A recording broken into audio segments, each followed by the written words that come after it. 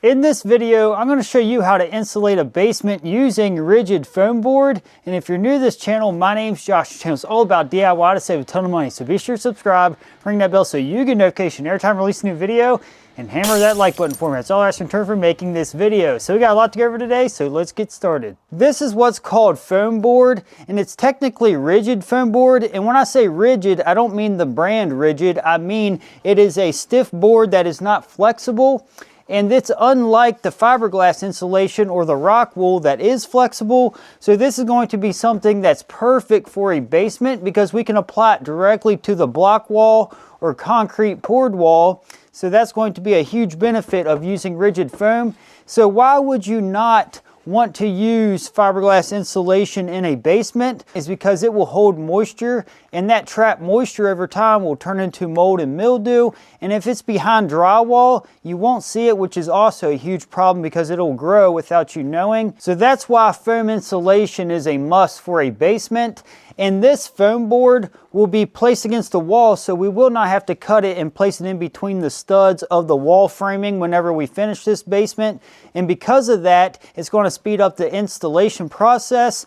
Now, because of that also, you'll be pushing out from the wall 2 inches further. This foam board here is 2 inches thick, and we have an R value of 10. And R value is going to let you know how well it contains the heat within a structure. So a higher R value rating, the better it's going to hold heat. So the block wall is probably only 1 or 2 R. And then our drywall and stud framing is probably another 1 or 2 R, but this is where the true insulation is going to come in, is the foam board. And you can get thinner foam board. You can get 1 inch, you can get 1.5 inches, but we like to go with 2 inch just because it's a good happy medium for our region. The foam board that I'm going to be using for this installation is the FOAMULAR NGX, and it is the XPS insulation. The sheet dimensions are 4 foot wide and 8 foot tall. And they're also, in this case, 2 inches thick to give us a very good R value rating. So very important here. And it does have a compression strength of 25 PSI. So that's something to keep in mind as well. And the great thing about this foam board, it can be installed on the exterior of the basement as well. It does not have to be installed on the interior. So you can place this on before backfilling, which is very nice. And you do not have to tape the joints if you backfill up against this. So that's something to keep in mind as well. So because we're installing this on the interior, I'm going to tape the joints to help give it a better seal. So this is interior and exterior. In order to install the rigid foam board onto the wall, you must first knock off any debris like loose mortar or anything of that nature, because the foam adhesive will not adhere to the wall. Or even if you use regular adhesive, you definitely want to make sure your wall is clean. So even if you're really muddy, make sure that's clean or it will not adhere properly. So I'm going to go through any of these pieces of mortar stuck on the wall. We're going to scrape it off, and I'm just using a simple Wonder Bar to scrape with. You can use a simple scraper or anything of that nature, or even a flat shovel just to scrape over the wall real quick. I recommend placing a piece of plywood across 2 sawhorses to create a workstation to cut the foam board on. In order to install this rigid foam board in this basement, we got to cut the height of it down, because the ceiling height is only about 82 inches. So we need about 80.5 inches in order to fit by the time it sits on the footer easily. And in order to cut this, this is where the beauty of this foam board shines. It only requires a utility knife to score and snap it. And also, along with the utility knife, you obviously need your tape measure, and we're actually going to use a T-square in order to cut the length. Now, whenever we make a rip cut, whenever we get to the edge of the wall, we're going to use a straight 2x4 as a straight edge. In order to cut this to length, we're going to cut it off the bottom, going to measure down 80 3/4 inch, and we're going to make a mark with our utility knife. 80 3/4 is actually right here on this black line, but for reference sake, we're just going to go ahead and mark it with our utility knife. Using a T-square, we're going to line it up with that mark. Using this edge as a straight edge, you can see we are now setting square with the board, and we now just have to follow the straight edge. And I'm going to run my knife in it to go a little deeper. We now just got to press down and snap it, and it breaks right off. I'm going to be using foam adhesive because of the volume of work that needs done. This is the gun that the adhesive goes on, and this foam canister is just going to screw right on top of here. We'll then just use this and spray this on the back of the foam board before we place it up against the wall. First going to pop this cap off. We're then going to screw it right down on top of the gun.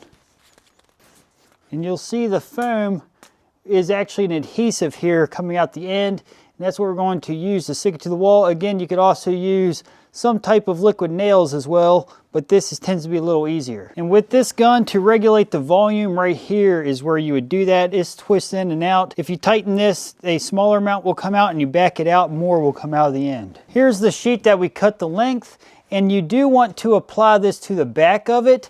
And you could also apply it to the wall first, but it's going to be best to apply it to your board just because you want to make sure you get all the contact on it you can. So we're going to turn this around and then place the adhesive on the back of this. With this, we're going to place 3 strips of adhesive down, and we want to make sure that we cover a decent area here. And you want to place enough so that the thickness will come in contact the wall. What I mean by that, because if it's too thin, the irregularities in the wall will not let it adhere properly. So you definitely want to put it on thicker than you do thinner. We're going to start here.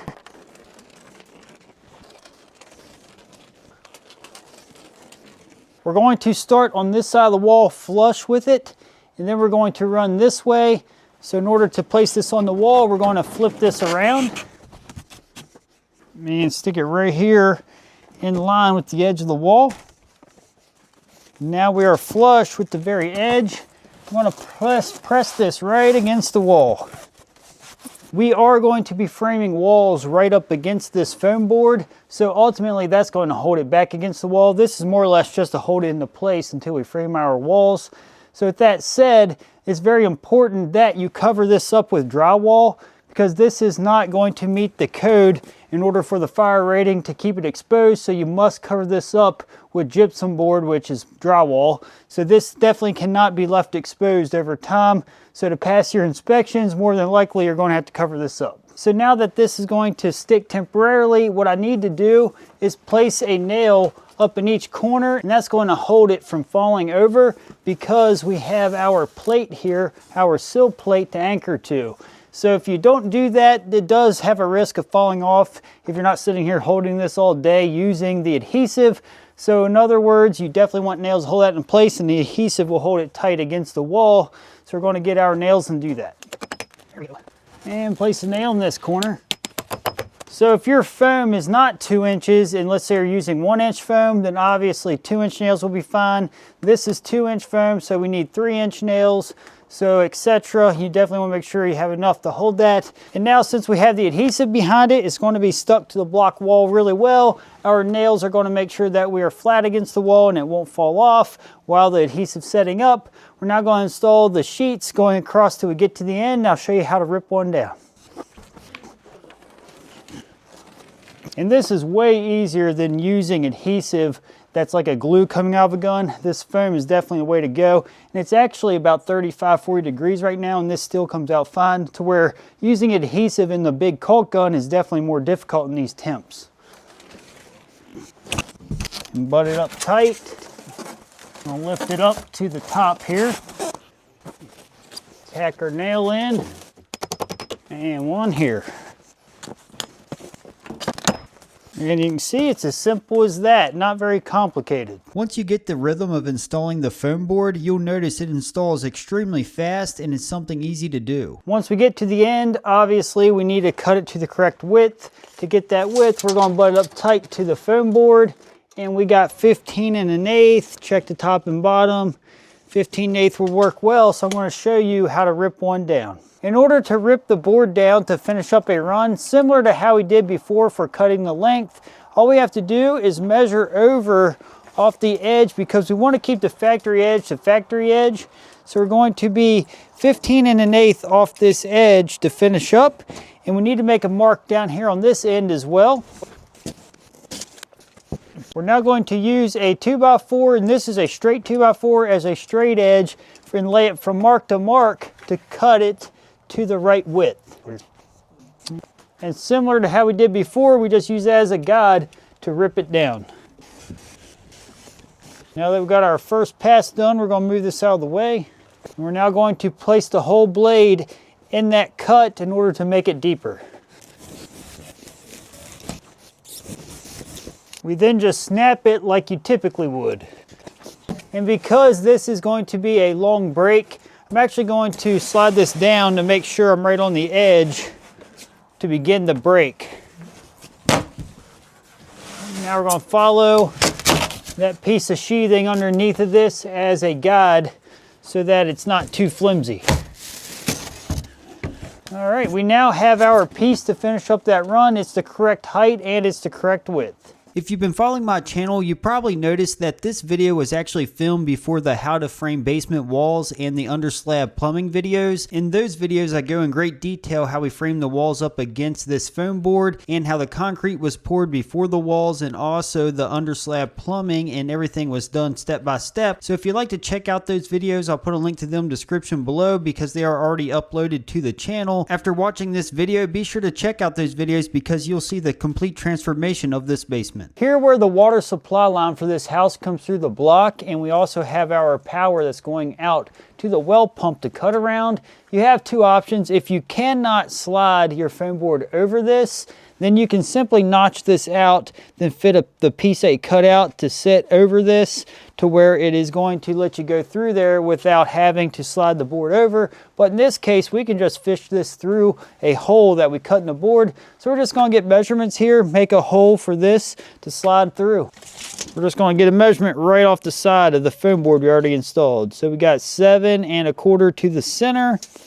And we're going to come up about 12 inches. Here's the center where the pipe's coming through the wall. I'm using a 2-inch hole saw, and you'll see just how easy it is to cut this foam board using a hole saw.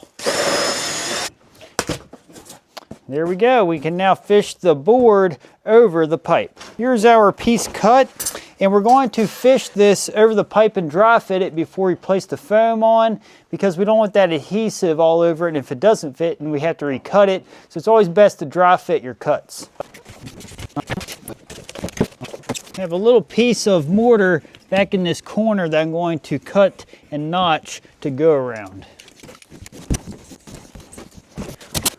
All right, as you can see, that will fit just fine. So we're going to pull this off the wall, place the adhesive, and stick it back into the wall.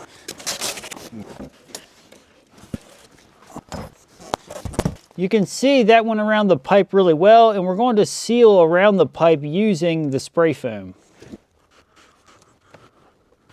All right, that looks good. I'm now moving through installing the rest of the rigid foam board along the foundation walls. This part goes pretty quick, as I mentioned before, once you get the system down, and it helps have everything prepped ahead of time and ready to go. So make sure you have all your foam adhesive and everything on site.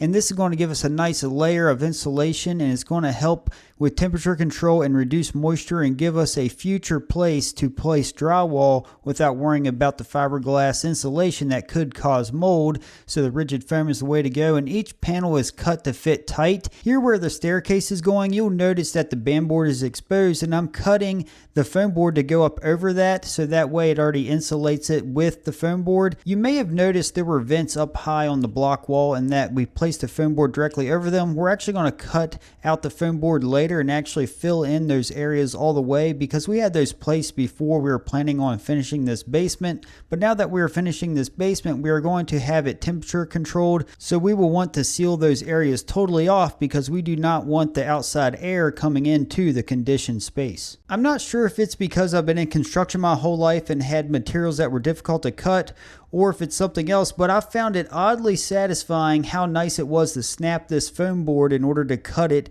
to the correct dimensions. It actually snapped real easy, and when it snaps really smooth, which was something I didn't expect when snapping it. Now that the foam board's installed on the wall, I'm going to seal every joint where the foam board meets, and I'll be using the Owens Cornering Easy Seal R. And this is a great tape because it's actually formulated specifically for this foam board. So you definitely want to use this tape when it comes to installing the NGX.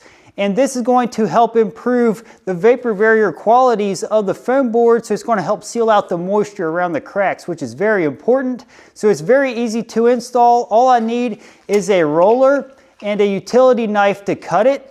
and then I'm going to place it on every joint and then roll the Sealate and then cut it to length. Because this is an interior installation, we can start with the joint tape at the top and come down, because we will not be on the exterior where the moisture and water would come down the building. So in that case, we want to start from the bottom and go up. So that way, if we got to extend our overlap, it's going to be overlapped correctly, because you do not want water going in behind the tape if it stops up above. So that's a very important thing to note if you're installing this on the exterior.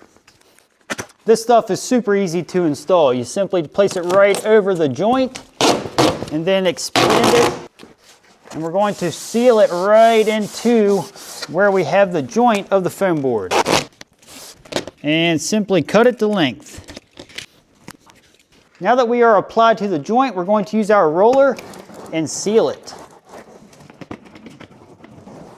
And that's how easy it is to install the joint tape. Here is the final product after we installed all of the foam board, and I'd like to mention that you definitely need to make sure this gets covered up like I mentioned before, but I'd like to definitely reinforce that because it does not meet the fire rating. It needs to be exposed. Now that we got all the foam board insulation installed, we can frame the walls up against it, and if you'd like to see how I'm going to frame out this basement, check out this video. It'll help you out.